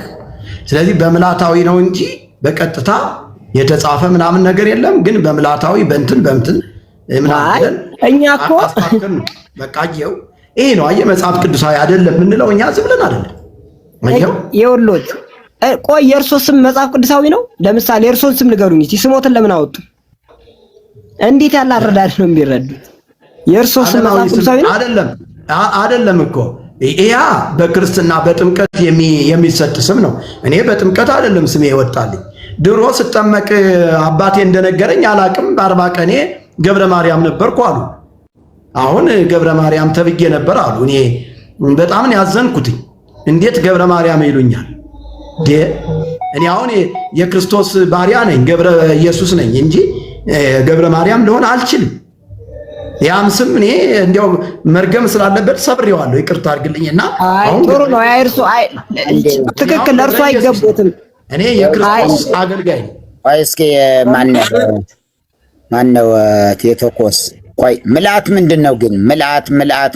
ምልአት ትላለህ እየቆጠርኩ 49 ጊዜ ምልአት ብለሃልና ምንድነው ምልአት? በምልአት መረዳት ይኸውልዎት አንድ ሰው ምልአት ምንድነው? አሁን መረዳት አለ። ምልአት ምንድነው? ቃሉ መልአ ምን አለ ነው? መልአ ምንድነው ምልአት? ምን እኔ ግስ ቆጠራ ሊያስተምሩ ወይስ ደግሞ ምን? አንተው ራስህ ያመጣኸው ቃል ነው፣ እኔ አይደለሁም። በምልአት ነው አልክ። ያ እኮ ልንገሮት ምንድነው እኮ ልንገሮት ምልአት ምን እንደሆነ። እሺ በሙላት ማለት ነው። በአንድ ነገር በምልአት መረዳት ማለት በሙላት ያንን ነገር ሰፋ አድርጎ ማየት ማለት ነው። እንደ በጣም የሚገርም ነገር ነው። በልሽ በቃ ጨርሰሃል። ትንሽ እናውራበት። በጣም ብዙ ሄድክ። በጣም ብዙ ነው የሮጥከው። በጣም ብዙ ገብረ ማርያም ምን አለበት ስትል በአብ ቤተ ክርስቲያኒቱ በአብ በወልድ በመንፈስ ቅዱስ ታጠምቃለች። ከዛስ በምንም መንገድ ለፍጡራን አሳልፋ ካልሰጠች አይሆንም። ገብረ ማርያም ወልደ ማርያም ዕለቱን አጥንታ ዛሬ ስንት ቀን ነው ይባላል። ዛሬ 15 ነው ከተባለ ወልደ ቂርቆስ የቂርቆስ ልጅ ገብረ ቂርቆስ የቂርቆስ ባሪያ 21 ከሆነ ወልደ ማርያም ገብረ ማርያም ወልደ ማርያም የማርያም ልጅ በአብ በወልድ በመንፈስ ቅዱስ ስም ተጠምቆ የእግዚአብሔር ልጅ መሆን ሲገባው ወልደ ማርያም ነህ ከዛሬ ጀምሮ አለው ቄሱ። ወልደ ማርያም ነህ፣ የማርያም ባሪያ የማርያም ልጅ ነህ። አየህ፣ እንዲህ እየተባለ የሚሰጥበት ስያሜው በአይሁድ ዘመንም በአዲስ ኪዳንም በቤተ ክርስቲያን ታሪክም የማይታወቅ ነው። የማይታወቅ ኧረ ቆይ 30 ደቂቃ እኮ አወራ። ቆይ ልጠይቅዎታ። ዝም ብለው እያወሩ እኮ ነው። ወይን ታሪክ አላወቁ አይደለም። ቆይ አንተ የምታውቀውን ልነግርህ ነው እኮ ቤተ ክርስቲያኒቱ እሳቸው ያወሩና ከዛ ትቀጥላለህ። ቴዎቶኮስ አሁን እሳቸው እያወሩ ነው።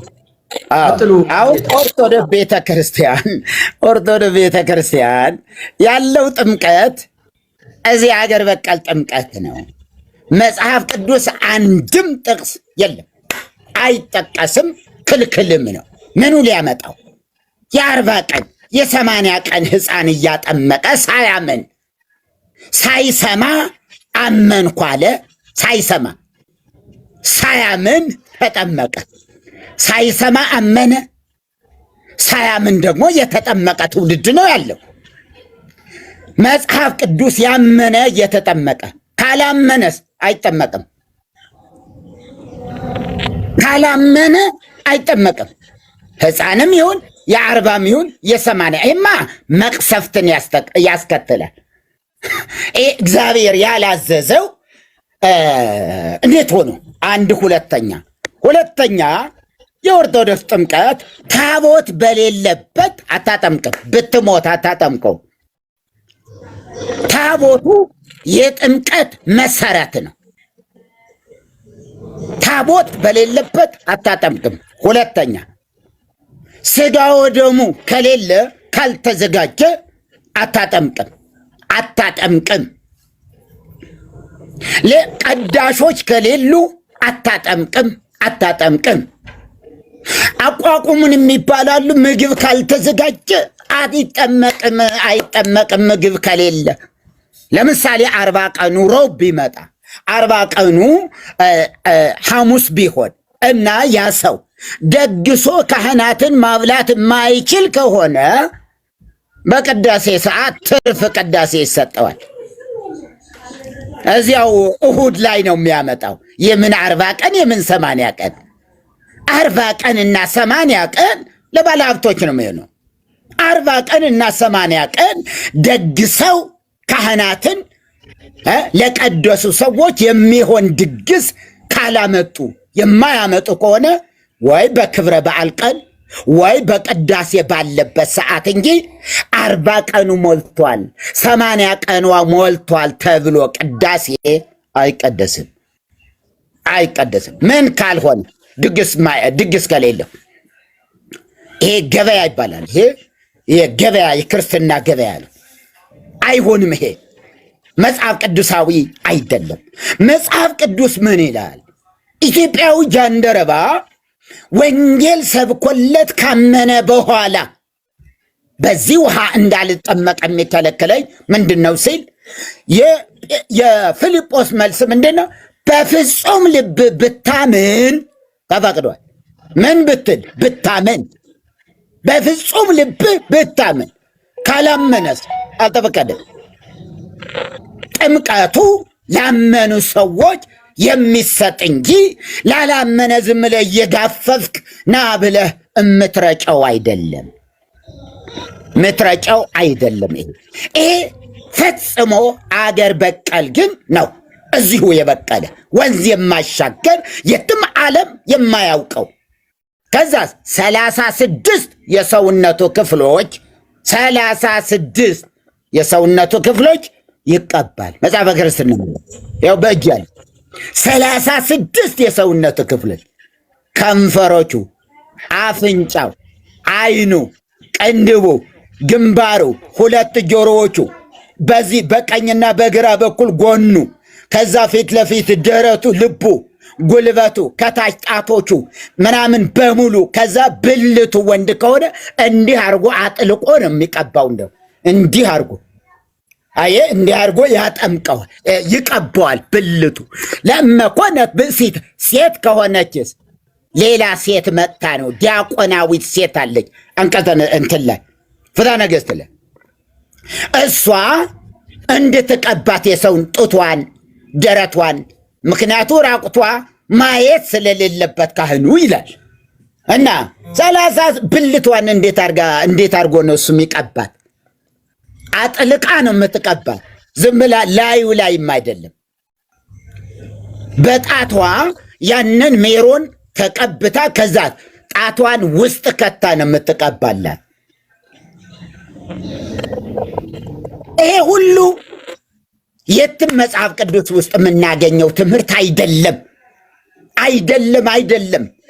ስለዚህ ጥምቀት ኦርቶዶክስ ቤተክርስቲያን በራሷ ቀኖና እንጂ በመጽሐፍ ቅዱስ የምትዳኝበት መንገድ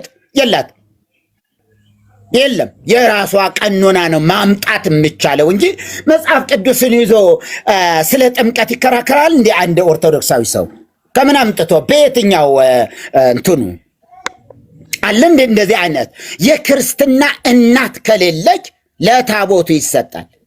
አይ የለውም ደሃ ስለሆን እንደ አባት ልሁን እናት ልሁናት ያለች የለችም፣ ምን ላድርግ በቃ ለታቦቱ ይሁን ይላል። ከዛስ ለገብርኤል ይሰጠዋል። በል ገብርኤል ጠብቅ ብላ ቤተክርስቲያን ለገብርኤል አደራ ልትሰጠው። የት አግኝተው? አየ በአካል ያለ ሰውስ ምን ልታደርገው ትችላለህ? በለአደራ አስተምረው። ቢያንስ እኔ እዚህ ድረስ አድርሻዋለሁ፣ አንተ ደግሞ ሃይማኖታዊ ስርዓትን እንዲሁ አሳድገው አስተምረው ይባላል። ገብርኤል ምን ብሎ ነው የሚያስተምረው? ሚካኤል ምን ብሎ ነው የሚያስተምረው? ለታቦቱ ነው እዚያው ተላልፎ የሚሰጠው። ይሄ ባዕድ ጥምቀት ከጠንቋዮች ጋር አንድ አይነት የሆነ ጥምቀት ነው። አንድ አይነት። ሌላው ደግሞ እንዲያውም በጣም ብዙ የምናወራው ነገር አለ። ሌላ እንትን ይበልና ያ የክርስትና እንትን እንኳ የክርስትና አባት የክርስትና እናት የሚባለው በጋብቻም ሆነ በምንም መንገድ እንዳይገናኙ ትከለክላለች። መጽሐፍ ቅዱሳዊ ነው ወይ? አይደለም። ከተጋቡስ በጥምቀተ ክርስትና የተዛመዷቸውን የሚያገቡ ሰዎች በጋብቻ ስርዓት ወይም ከዚህ በሌላ በዝሙት ቢኖሩ አፍንጫቸውን ፎንነው ይለዩቸዋል። አንቀጽ 48 ቁጥር 1723 በጥምቀተ ክርስትና የተዛመዷቸውን የሚያገቡ ከሆነ አፍንጫው ይቆረጥለታል። ቀኖና ነው። ማን ይምረዋል? አፍንጫውን ይገነድስለታል። ከዛ ደግሞ ለመኮን ወንድ በሚሆንበት ጊዜ ብልቱን ቁረጡት ይላል በሰይፍ። የዚህ መጽሐፈ ይጀላለሁ እንዴ ይሄው አንቀጸ ንስሐ 48 ቁጥር 136 ላይ ብልትን ነው ገንድ ሰው የሚጥልልህ። ይህ አገር በቀል ነው የምንልህ። ጥምቀትን ይዘህ መጽሐፈ ክርስትና ይዘህ ነው መከራከር ያለብን እንጂ መጽሐፍ ቅዱስ ይዞ አይታሰብም። ያመነ ይጠመቃል። ሕፃናት ወደ እኔ ይመጡ ዘንድ አትከልክሏቸው እና አጠመቃቸው። እንዴት አይደል አጠመቃቸው? አንድምታውን እስኪ ባረካቸው፣ እጁን ጭኖ ባረካቸው ነው። እሱ ነው እንዴ ጥምቀት? ወደ እኔ ይመጡ ዘንድ አለ እንጂ እንዲጠመቁ አለ እንዴ? አላለም። ወደ እርሱ ሲያመጧቸው ጌታ እንዲባርካቸው እንጂ እንዲያጠምቃቸው አይደለም። ወደ እኔ ይመጡ ዘንድ አትከልክሏቸው ያለ። ቆላና ደጋ አታምጦብን እዚህ። ስለዚህ ትውልዳችን የፍጡራን ባሪያ ሆነ የቀረው በቤተ ክርስቲያኒቱ ርጉም ትምህርት ነው። በቤተ ክርስቲያኒቱ ኢ መጽሐፍ ቅዱሳዊ ትምህርት ነው። ምክንያቱ መጽሐፍ ቅዱስ የት ታውቋለች? የትኛው ቄስ ነው? ይሁዳ መልእክትን አውጣ በለው እስኪ ቄሱን። ከዘፍጥረት ነው የሚጀምረው። አንድ ምዕራፍ ነው ያለ። ምናልባት ጠዋት ቢጀምር ማታ ነው የሚያገኘው። ነደዳውን አንዳንድ ወረቀት እያለ እየሄደ አያገኘው። ፍሊሞና ቢባል ምንድን ነው ፍሊሞና? ለቄሱ ሰኔ ጎልጎታ የለመደ ሰው፣ የሰኞ ውዳሴ ማርያም የማክሰኞ ለለመደ ሰው ፍሊሞና ብትለው ምንድን ነው ደግሞ ፍሊሞና ነው የሚልህ? አውጥተህ ነው እልባት አድርገን ነው የምንሰጠው ለቄሱ። አወጣው ይዞኔዋል እንደዚያ በቅዳሴ ሰዓት 3 ሰዓት እንዴ! ኧረ የሚገርም ነገር ነው እኮ እንዲህ ዝም ይኮተት ትምህርት ደግሞ እዚህ መጽሐፍ ቅዱሳዊ ላይ ያደርግልን ይሞክራል እንዴ? ማናውቅሽ ተፈስ ያለ ገበሬ ተስካር መብላት የለመደ ገበሬ በዛ በኋላ ልክ እንደ የኔታ እንደጠመጠሙት አይነት ጠምጥሞ ማህሌት ውስጥ ገባ እና በቤተ ክርስቲያኒቱ ስርዓት ደግሞ እንዲሁ ትልቅ ሰው ማክበር የሚባል አለና ይበሉ የኔታ ተፈሲ ይበሉ አሏቸው። እና አይ በሏት እናንተ ምን ማናውቅሽ ተፈሲ አለ።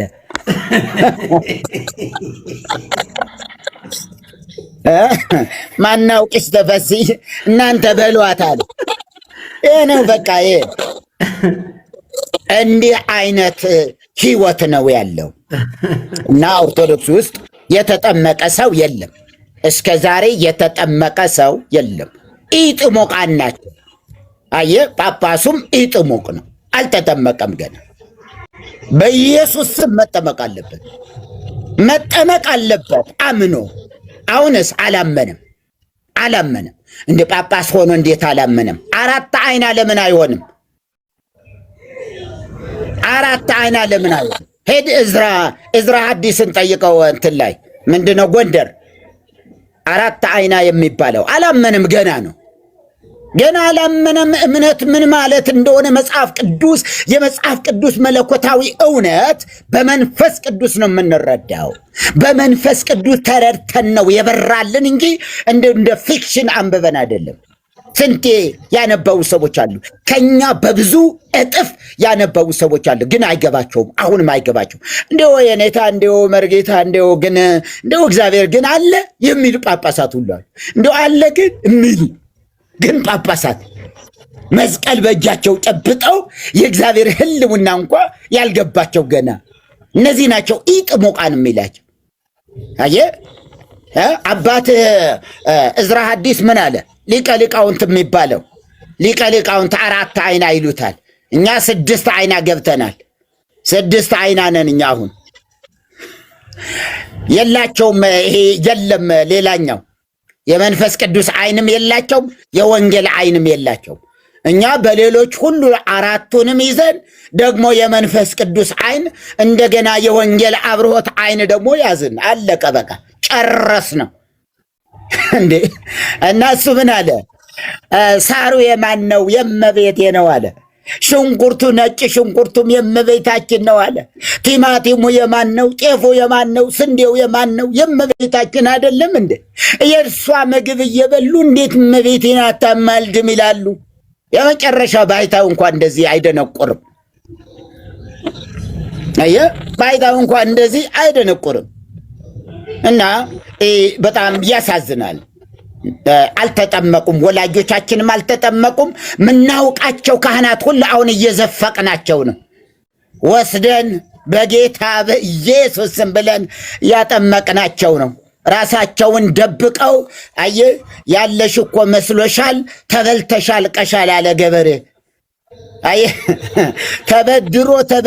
ተበድሮ ከዚያ በኋላ እንዲሁ በዚያ በአጨዳ ወቅት አጨደና ከመረ። ኋላ ከዘራውን ይዞ ወገቡን ይዞ ክምሯን እያየ ወይኔ ያለ። ምክንያቱ ወቅቶ ለዕዳ ነው የሚመልሰው። ስለዚህ ምን አለ? ያለሽ እኮ መስሎሻል፣ ተበልተሻል ቀሻል አለ። ኦርቶዶክስ እናቴ ተበልተሽ ሙሃይ ኦርቶዶክስ ይሏታል። አንዳንድ አባቶች አሉ ሙሃይ ኦርቶዶክስ።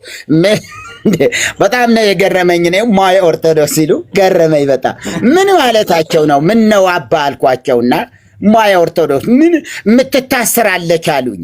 እሳቸው ናቸው የነገሩኝ። ሽንቷን ሰገራዋን እንዳትበላ ሽንቷን እንዳትጠጣ በጣም ያረጀች ሙሃይ እጇና እንደዚህ እጇ ይታሰራል። ለምን? የተጸዳዳችውን እንዳትበላ ከምን ከእርጅናዋ የተነሳ እንደዚህ ነው እየሆነ ያለ። እና ወንድም ዓለም ምንድን ነው እውነቱ? ይሄ ነው። የለም ጥምቀት መጽሐፍ ቅዱስ ይዘህ ጥምቀት እንዳትል። ሐዋርያው ጳውሎስ ምን አለ? ባለማጥመቄ አለ የእስጢፋኖስ ቤተሰብና እንደዚህ እነዚህ አጥመቄ እንደሆነ ከማጥመቄ ውጪ ሌላውን ስላላጠመቁ እግዚአብሔርን አመሰግናለሁ አለ። ላይድን ነው እንደ ያጠመቀው?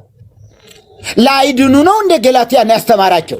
ላይድኑ ነው እንደ የቆሮንቶስ ሰዎችን ያስተማራቸው ያሳመናቸው? ወንጌልን ያገለገላቸው ላይድኑ ነው ወይ? ጥምቀት ከሌለ ማይድኑ ከሆነ ጳውሎስ ለምን ያመሰግናል? ባለማጥመቄ አመሰግናለሁ አለ። ለምን እግዚአብሔርን አመሰገነ? ባለማጥመቁ። አየ መዳን በእምነት ነው። አንተ በሰራኸው ነገር አይደለም። እዚህ ብረታ ብረት ቀጥቃጮች በሰሩት መስቀል የሚመስል ዝም ብሎ ጠቅላላ ወንፊት እንደዚህ አይነት አልተሰቀልበትም። መቼም ታውቃላችሁ። ወንፊት በምን እንደዚህ ባለ ነው የተሰቀለው? ቀጥ ባለ ነገር ነው እንጂ የሚገርም ነገር ነው እኮ የለም እንደዛ አይነት ነገር። አንዳንድ እንትን አየህ አሁን የኔ መስቀል ነው ያው ይሄ ነው እንደ የተሰቀለው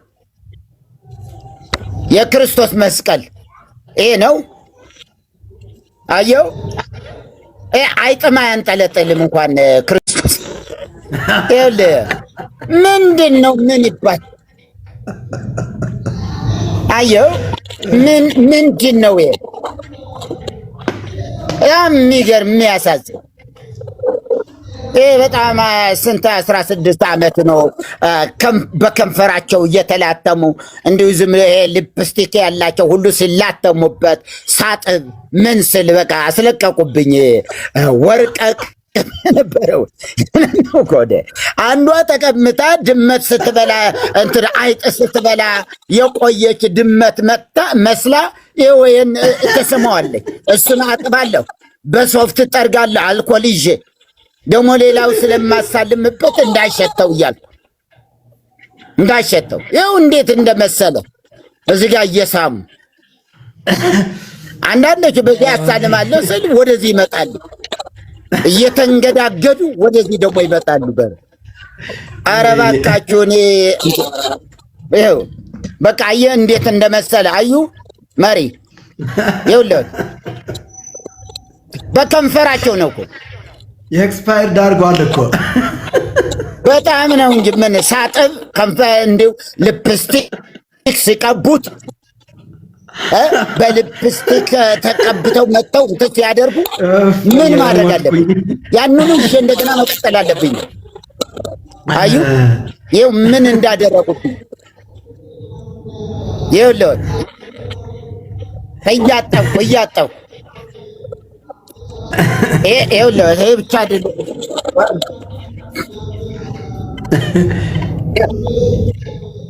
ከዛ ዝም ብዬ ወደዚህ ዞርኩ። አሁን ምን ላድርግ? አሳዘነኝ።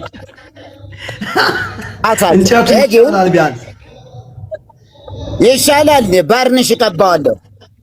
አዎ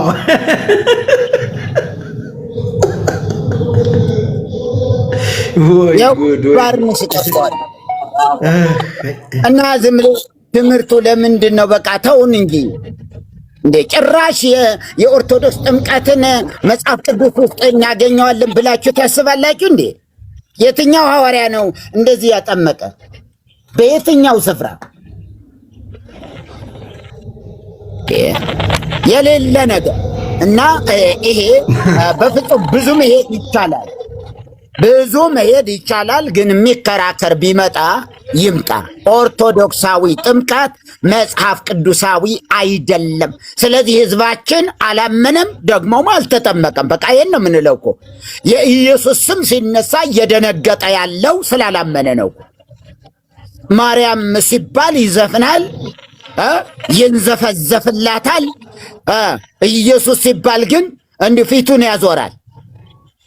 ኢየሱስ ሲባል ፊቱን ያዞራል፣ ፊቱ ይጠቁራል፣ ፀጉሩ ይቆማል። የኢየሱስ ስም ሲነሳ አጋንንቱ እንኳ የህዝባችንን ያህል አይደነግጡም። ስለዚህ ህዝባችን በወንጌል ገና አላመነም። አሕዛብ ነው የምንለው ለዚህ ነው። ገና አሕዛብ ነው። ስም አለው፣ መብልና መጠጥ ነው። ተወለደ ይላል፣ የተወለደበትን እንጂ የተወለደውን አያውቁም። የተነሳበትን ቀን ምን ይላል? ይበላል። በቅርጫ ላይ በግ፣ በበጉ ላይ ደግሞ ምን ዶሮ ተጨምሮበት ምን እንዳለ፣ ከዛ በኋላ ውስኪ ይወርዳል። ምን ይላል? መብልና መጠጥ። ክርስትናችን መብልና መጠጥ ነው። ከዛ ስትሞትም ደግሞ እዚያው ፍታት አይለቅህም።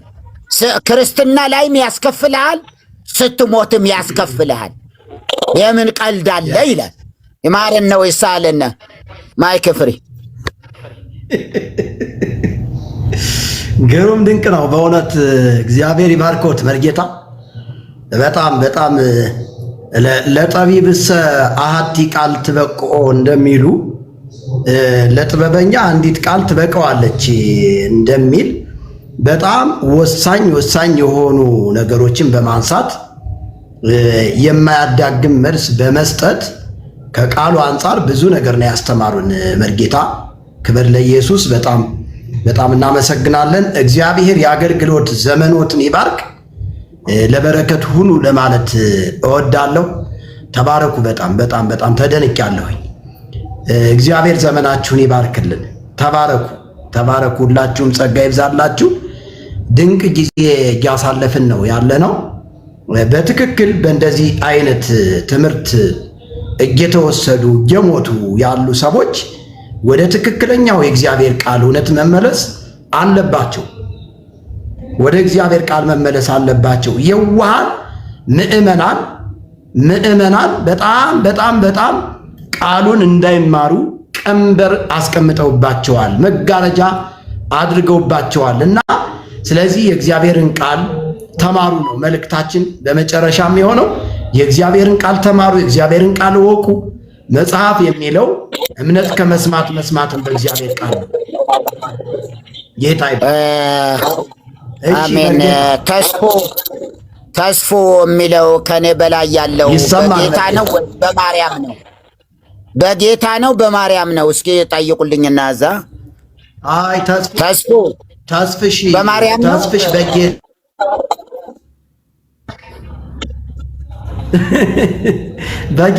በጌታ ነው። ተስፍሽ በጌታ ነው። የተወደደ ወንድም ነው። እንዲያውም ዲያቆን ነበረ። አሁን ወደ ጌታ የመጣ በጣም ለወንጌል ብዙ ተጋድሎ እያደረገ ያለ ወንድም ነው። ተስፍሽ እንኳን ደህና መጣ ወንድማችን ተስፍሽ። ብሎኝ ነው። እሺ ይቅርታ እንግዲህ።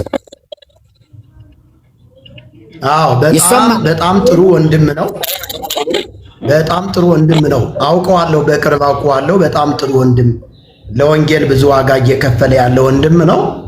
በድሮው በዲቁና ሲያገለግል የነበረ አሁን ደግሞ ወንጌልን በታማኝነት በትጋት እያገለገለ ያለ ወንድም ነው እና መርጌታ በጣም ድንቅ ጊዜ ነው እግዚአብሔር የሰጠን። ከዚህ በኋላ እዚህ ቤት እንዳይጠፉን ያወግዘውታለሁ፣ የሚጠፉ ከሆነ እንዲያው ለውኛ አንዳንድ ብቻ ስግደት አይስጡኝ እንጂ ልክ እንደ አባቶቻችን እንዳስለመዱን 300 ስግደት ይሰጣሉ አባቶች። እንደ 300 ስግደት አባቴ ኧረ ወገቤ አሞኛል እንዲሁ 300 ስግደት እንዴት አድርጌ አልችልም ሲሉ 3000 ብር አንድ ስግደት በ1 ብር። አሁን እኮ ጨምሯል፣ 9000 ገብቷል እኮ አሁን። በጌታ በኢየሱስም እውነት ነው፣ ይገባል። ሁሉ ነገር ተወደደ እኮ። ስላሴ ብቻ ናቸው አልጨመሩ እንጂ ጻድቃን ሰማዕታቱ ወደ 18000 ገብተዋል፣ ወደ 180,000። አዎ እንደዛ ገብተዋል። አሁን ያልጨመረ ነገር የለም፣ ጨምሯልና እንግዲህ እንዲያው በእውነቱ በጣም የሚገርም ነገር ነው።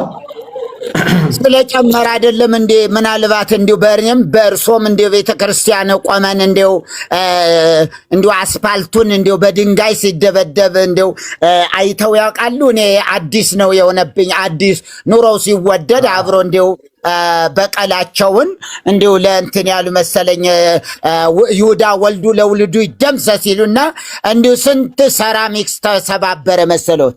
ሰራሚክሱ እንዳለ ከሰከሱት በድንጋይ የቤተ ክርስቲያን እንትን አስፋልት። ኧረ በጌታ በኢየሱስ እውነትም ጨምረዋል፣ በጣም ጨምራለች ቤተ ክርስቲያናችን። ጨምሯል። ድሮ እኮ ትዝ ይሎት ከሆነ እኔና እርስዎ በነበርንበት ሰዓት አንድ አስተዳዳሪ እስከ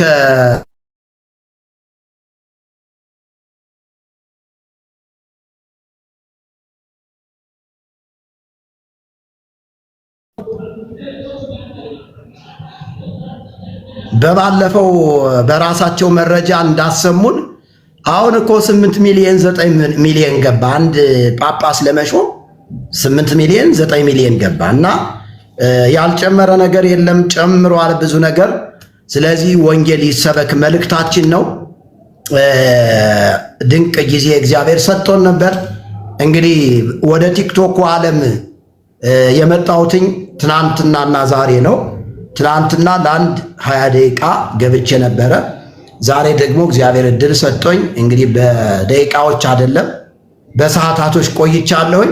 እንዲህ እየተለማመድኩኝ ቀስ ቀስ እያልኩኝ ወደ አገልግሎት የመለሳለሁና ቅዱሳን ይህ ወንጌል ከፀሐይ መውጫ እስከ መጥለቂያዋ ድረስ እንዲሰበክ እናንተም የበኩላችሁን አስተዋጽኦ በማድረግ ስጦታ ያላችሁ ስጦታ በመስጠት እንዲሁም ሼር ኮፒ ሊንክ በማድረግ ከኛ ጋራ ወንጌልን እንድትሰሩ እንድታበረታቱን በጌታ ፍቅር እጠይቃችኋለሁ። አሁን ግን አገልግሎት ስላለኝ ወደ አገልግሎት መሄድበት ሰዓት እየደረሰ ነው። ምሳ ምናምን ከበላው በኋላ ቀጥታ ወደ ቸርች ነው የምገባው። ምናልባትም በዚህ ፕሮግራም መሳተፍ የምትፈልጉ ሰዎች ገርጂ ሮባ አካባቢ ከቴሌው ፊት ለፊት ሶስተኛ ፎቅ ላይ የሰማያዊቷ ጽዮን ማህበርተኞች የክርስቶስ ቤተክርስቲያን ታድሶ ማህበረ ጽዮን ቤተክርስቲያን፣ በዛ ስፍራ ላይ እግዚአብሔር እየረዳን ነው፣ እግዚአብሔር እያገዘን ነው። መጣችሁ ጸጋን ተካፈሉ ለማለት እወዳለሁ። ዘወትር ማክሰኞ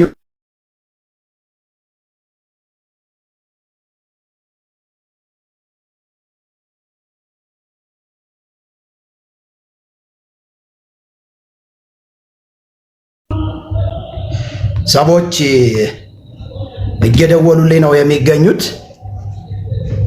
ጌታ ይባረክ።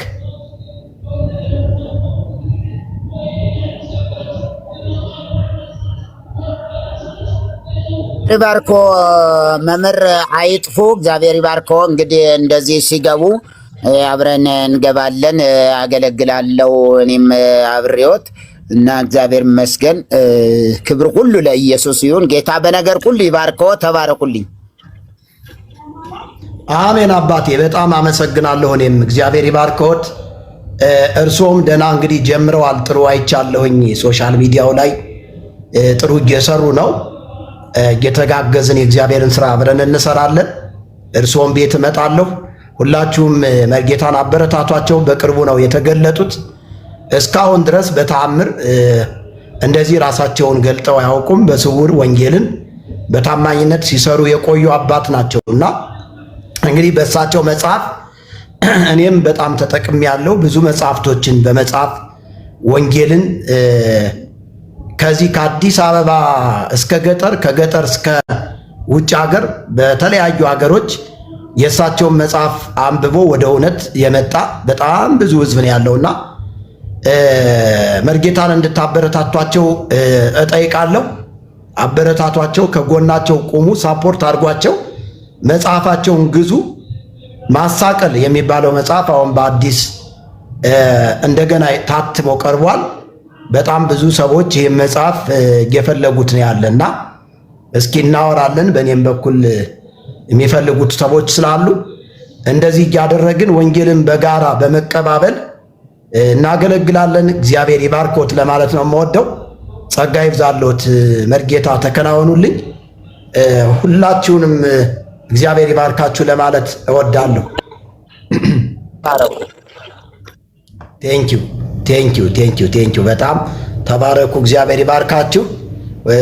ቅዱሳን እግዚአብሔርን ስለምታገለግሉ በታማኝነት ኮፒ ሊንክ በማድረግ ሼር በማድረግ ባላችሁ ነገር ከኛ ጎን ስለምትቆሙ እግዚአብሔር ይባርካችሁ። ከዚህ በኋላ በጌታ ስም ነው ቃል የምገባው። አልጠፋም። ሁል ጊዜ እመጣለሁ፣ አገለግላለሁ። እናንተም ከጎናችን ቁሙ። ጌታ ይባርካችሁ። አሁን ወደ ቸርች የምገባበት ሰዓት ስለሆነ ነው የምወጣው። እግዚአብሔር ዘመናችሁን ትውልዳችሁን ይባርክ። ለበረከቱ ነው። በኢየሱስ ስም ፈጽሞ ተባርካችኋል። ሻሎም